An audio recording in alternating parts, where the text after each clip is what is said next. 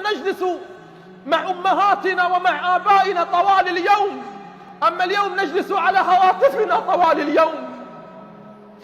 كان الواحد يجلس مع أمه بالساعات، واسألوا الأجداد والآباء، أما اليوم فالشباب والأبناء على الهواتف، لا ينظرون إلا الهواتف. لو سألته في اليوم كم نظرت في وجه أمك وكم نظرت في وجه هاتفك؟ أيامنا تغيرت، على ماذا نضحك وعلى ماذا نبتسم وعلى ماذا نحتفل؟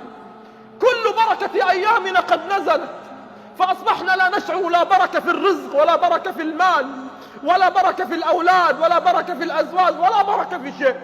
تدرون لماذا؟ ليس لأن الدنيا تغيرت، الدنيا لا تتغير، الدنيا لا تتغير، نعيب زماننا والعيب فينا، وما لزماننا عيب سوانا. نعيب زماننا والعيب فينا وما